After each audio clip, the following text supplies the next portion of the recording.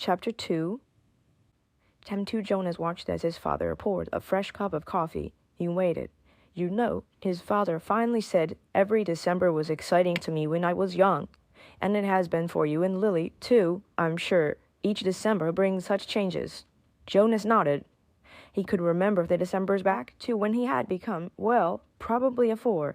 The earlier ones were lost to him, but he observed them each year, and he remembered Lily's earliest Decembers. He remembered when his family received Lily, the day she was named, the day that she had become the one. The ceremony for the ones was always noisy and fun. Each summer, all the new children born in the previous year turned one at a time. There were always 50 in each year's group, if none had been released. They had been brought to the stage by the nurturers, who had cared for them since birth. Some were already walking, wobbly on their unsteady legs. Others were no more than a few days old, wrapped in blankets, held by their nurturers. I enjoy the name, Jonas said. His mother agreed, smiling. The year we got Lily, we knew, of course, that we received our female, because we made our application and been approved. But I'd been wondering what her name would be. I could have sneaked a look at the list prior to the ceremony. Father confided. The committee always makes the list in advance, and it's right there in the office at the nurturing center. As a matter of fact, he went on, I feel a little guilty about this, but I did go in this afternoon and looked to see if this year's naming list had been made yet. It was right there in the office, and I looked up number 36. That's the little guy I've been concerned about, because it occurred to me that it might enhance his nurturing if I could call him by a name. Just privately, of course, when no one else is around. Did you find it? Jonas asked. He was fascinated.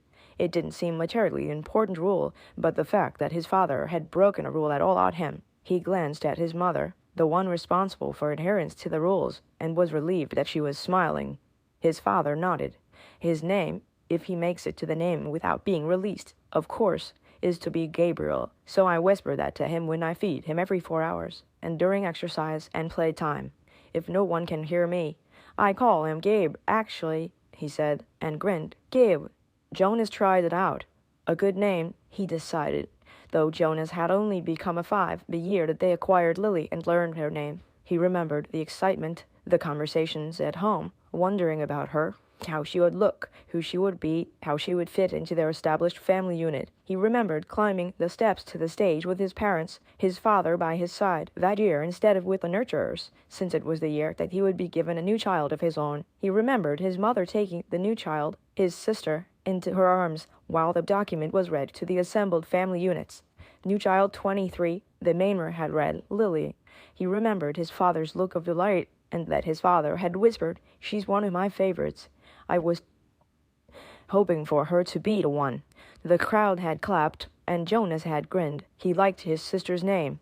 Lily, barely awake, had waved her small fist.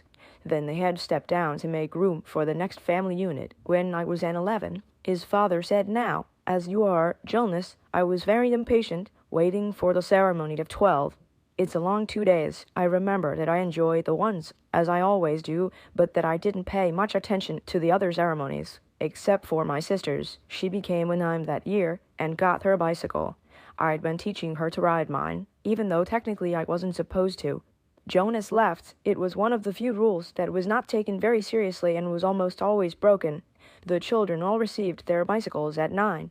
They were not allowed to ride bicycles before then, but almost always the older brothers and sisters had secretly taught the younger ones.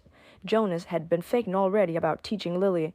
There was talk about changing the rule and giving the bicycles at an earlier age. A committee was studying the idea. When something went to a committee for study, the people always joke about it. They said that the committee members would become elders by the time the rule change was made. Rules were very hard to change. Sometimes, if it was a very important rule, unlike the one governing the age for bicycles, it would have to go, eventually, to the receiver for a decision. The receiver was the most important elder. Jonas had never even seen him, that he knew of. Someone in a position of such importance lived and worked alone, but the committee would never bother the receiver with a question about bicycles. They would simply fret and argue about it themselves for years, until the citizens forgot that it had ever gone to them for study. His father continued, so I watched and cheered when my sister, Katya, became a 9 and removed her hair ribbons and got her bicycle. Father went on. Then I didn't pay much attention to the 10s and 11s. And finally, at the end of the second day, which seemed to go on forever, it was my turn. It was the ceremony of 12. Jonas shivered. He pictured his father, who must have been a shy and quiet boy, for he was a shy and quiet man, seated with his group, waiting to be called to the stage. The ceremony of 12 was the last of the ceremonies, the most important. I remember how proud my parents looked, and my sister, too. Even though she wanted to be out riding the bicycle publicly, she stopped fidgeting and was very still and attentive when my turn came. But to be honest, Jonas, his father said, for me there was not the element of suspense that there is with your ceremony, because I was already fairly certain of what my assignment was to be. Jonas was surprised. There was no way, really, to know in advance. It was a secret selection made by the leaders of the community, the committee of elders, who took the responsibility so seriously that there were never even any jokes made about assignments. His mother seemed surprised, too. How could you have known? She'd asked. His father smiled, his gentle smile. Well, it was clear to me, and my parents later confessed that it had been obvious to them, too, what my aptitude was. I had always loved the new children more than anything. When my friends in my age group were holding bicycle races or building toy vehicles or bridges with their construction sets, or all the things I do with my friends, Jonas pointed out, and his mother nodded in agreement. I always participated, of course, because as children we must experience all of those things. And I studied hard in school, as you do, Jonas. But again and again, during free time, I found myself drawn to the new children. I spent almost all of my volunteer hours helping in the nurturing center. Of course, the elders knew that from their observation. Jonas nodded. During the past year, he had been aware of the increasing level of observation. In school, at recreation time, and during volunteer hours, he had noticed the elders watching them and the other 11s. He had seen them taking notes. He knew, too, that the elders were meeting for long hours with all of the instructors Bebby and the other 11s had had during their years of school. So I expected it, and I was pleased, but not at all surprised when my assignment was announced as nurturer. Father explained. Did everyone applaud, even though they weren't surprised? Jonas asked. Oh, of course. They were happy for me that my assignment was what I wanted most. I felt very fortunate. His father smiled. Were any of the 11s disappointed, your dear? Jonas asked. Unlike his father, he had no idea what his assignment would be, but he knew that some would disappoint him.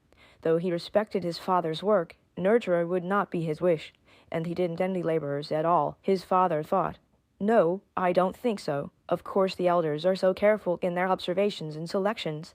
One think it's probably the most important job in our community. His mother commented. My friend Yoshiko was surprised by her selection as doctor. Father said, but she was thrilled. And let's see, there was Andre. I remember that when we were boys, he never wanted to do physical things. He spent all the recreation time he could with his construction set, and his volunteer hours were always on building sites. The elders knew that. Of course, Andre was given the assignment of engineer, and he was delighted. Andre later designed the bridge that crosses the river to the west of town. Jonas's mother said it wasn't there when we were children. There are very merely disappointments, Jonas. I don't think you need to worry about that, his father reassured him. And if there are, you know there's an appeal process. But they all laughed at that. An appeal went to a committee for study. I worry a little about Asher's assignment, Jonas confessed. Asher's such fun, but he doesn't really have any serious interest. He makes a game out of everything. His father chuckled. You know, he said, I remember when Asher was a new child at the nurturing center, before he was named. He never cried. He giggled and laughed at everything. All of us on the staff enjoyed nurturing Asher. The elders know Asher, his mother said. They'll find exactly the right assignment for him. I don't think you need to worry about him. But, Jonas, let me warn you about something that may not have occurred to you. I know I didn't think about it until after my ceremony of 12. What's that? Well, it's the last of the ceremonies. As you know, after 12, age isn't important. Most of us even lose track of how old we are as time passes, though information is in the Hall of Open Records, and we could go and look it up if we wanted to. What's important is the preparation for adult life, and the training you'll receive in your assignment. No, that's... But it means, his mother went on, that you'll move into a new group, and each of your friends will. You'll no longer be spending your time with your group of 11s. After the ceremony of 12, you'll be with your assigned group with those in training. No more volunteer hours. No more recreation hours. So your friends will no longer be as close. Jonas shook his head. Asher and I will always be friends, he said firmly, and there will still be school. That's true, his father agreed. But what your mother said is true as well. There will be changes. Good changes, though, his mother pointed out. After my ceremony of 12, one missed my child at the recreation, but when I entered my training for law and justice, one found myself with people who shared my interests. I made friends on a new level, friends of all ages. Did you still play at all, after 12? Jonas asked. Occasionally, his mother replied, but it didn't seem as important to me. One did, his father said, laughing. I still do. Every day, at the nurturing center, I play bounce on the knee and peekaboo and hugly-tevy. He reached over and stroked Jonas's neatly trimmed hair. Fun doesn't end when you become 12. Lily appeared, wearing her nightclothes. In the doorway, she gave an impatient sigh. This is certainly a very long private conversation, she said, and there are certain people waiting for their comfort object. Lily, her mother said fondly, you're very close to being an 8, and when you're an 8, your comfort object will be taken away. It will be recycled to the younger children. You should be starting to go off to sleep without it. But her father had already gone to the shelf and taken down the stuffed elephant, which was kept there. Many of the comfort objects, like Lily's, were soft, stuffed, imaginary creatures. Jonas's had been called a bear. Here you are, Lily Billy, he said. I'll come help you remove your hair ribbons. Jonas and his mother rolled their eyes, yet they watched affectionately as Lily and her father headed to her sleeping room with a stuffed elephant that had been given to her as her comfort object when she was born. His mother moved to her big desk and opened her briefcase. Her work never seemed to end, even when she was at home in the evening. Jonas leant at his own desk and began to sort through his school papers for the evening's assignment. But his mind was still on December and the coming ceremony. Though he had been reassured by the talk with his parents, he hadn't the slightest idea what assignment the elders would be selecting for his future, or how he might feel about it when the day came. You can now go to www.tmschools.com to test your knowledge and comprehension with a quiz or answer a comprehension question.